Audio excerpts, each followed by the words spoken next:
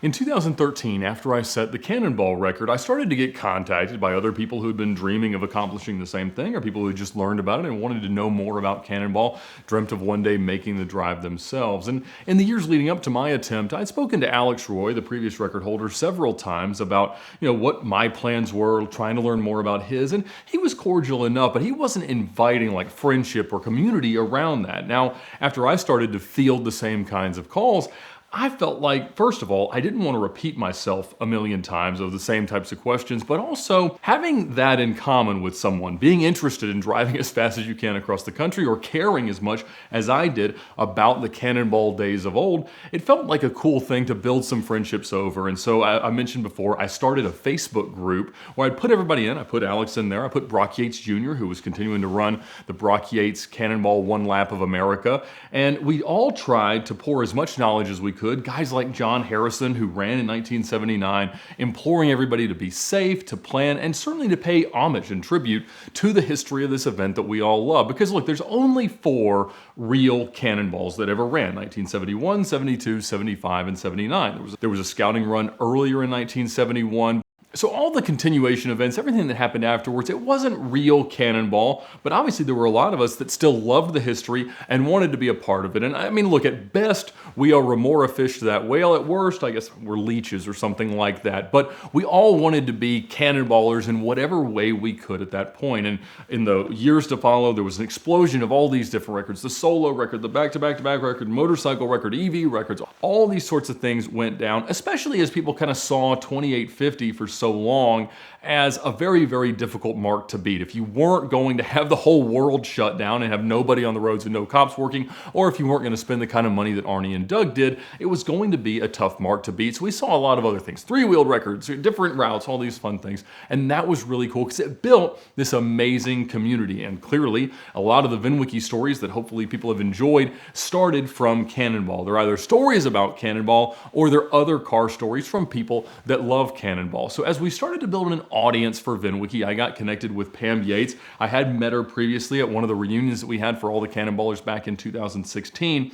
And one of the things that we saw was just even 30, 40 years later, this all meant so much to so many of them. And it was really, really fun to watch. So getting to know her, having her here to tell some of the best stories that she had from her time with Brock, having the amazing pleasure and honor of writing an obituary for Brock Yates when he passed for Jalopnik, just being attached to this hobby, this ridiculous subculture of people that love cars, has been an awful lot of fun. And so a few years ago, in speaking with Pam, I understood that she still owned the trademark to the Cannonball logo, the road going into the sun.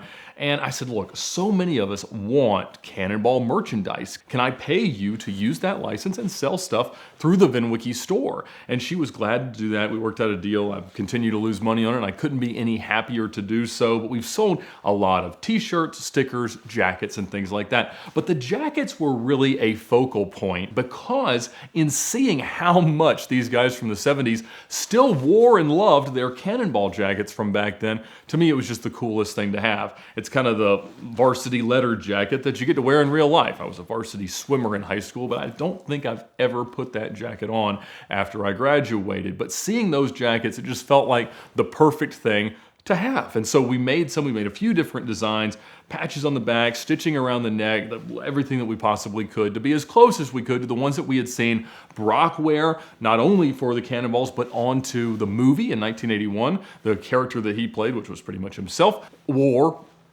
this jacket. And so a few months ago, a guy named Paul Zelter started to post some items from Pam in one of the Cannonball Facebook groups. And what he was doing was selling off some of the things. As car guys, we accumulate a lot, and she was cleaning out the attic and selling off some books and some magazines and some parts and some signs and die-cast models and all this sort of stuff.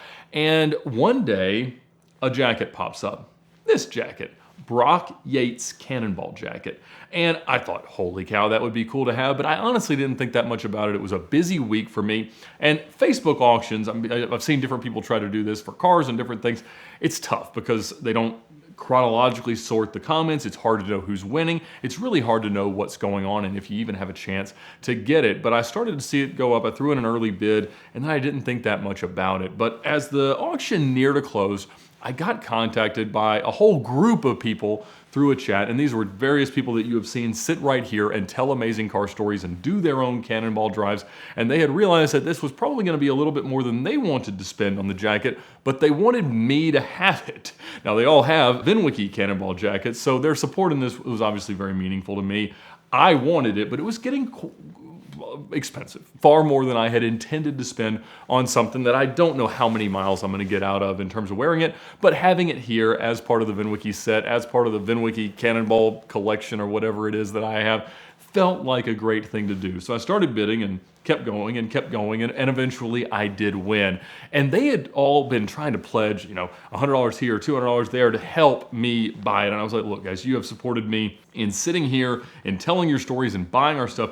You don't have to do that. If you want to contribute to it, just go spend whatever that is on other Cannonball stuff in our store and go out to car shows and wear it. And that's what they did. And so that helped to subsidize my purchase of this jacket. And it is actually the one that he got in 1978 or 79. He wore it in the movie. It still had receipts from one of the one laps that he started. So it was just so cool. And it's so cool that the money is going to support Pam, who has done a wonderful job of continuing to curate Brock's legacy, not only for Cannonball, but for everything that he did in the world of cars and the things that we love. And so I don't know if we're really Cannonballers. I don't know what he would have thought. I know he felt like Cannonball ended in 79, but I hope he knows. And in fact, I was able to see him before he died to just let him know how much his legacy meant to me, and really never expecting to be able to have something like this, which I do honestly believe is the Holy Grail of Cannonball culture. Not to have that, but just to let him know how much he changed my life, how much he inspired me, and what a pleasure and privilege it was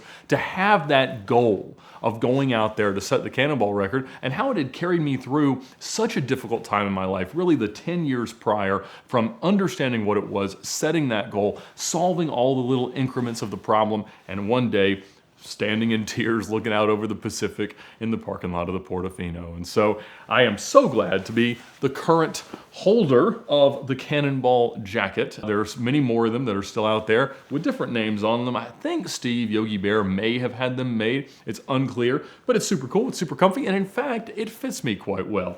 And I think what I've loved most about watching all of the Cannonballers buy their Cannonball jackets from VINwiki is how they customize them. They do the patches down the arms of all the different events that they've done.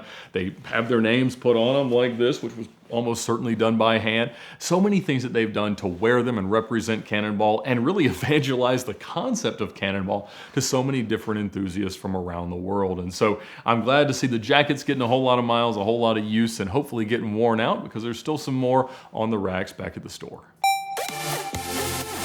You might not know this, but Auto Tempest also has a sister site called Search Tempest. And Search Tempest is actually useful to find fun memorabilia, electronics, parts, anything else that you might want to buy that isn't a car, because they allow you to search nationally on sites like Craigslist and Facebook Marketplace. We love Auto Tempest for what they allow us to do in searching for cars, compiling the results from all the major listing sites into one place, and for supporting VINwiki and Car Trek, and just for being awesome. So check out both at the links in the description below. Also download the new app from Auto Tempest to have all the power of Auto Tempest on your phone.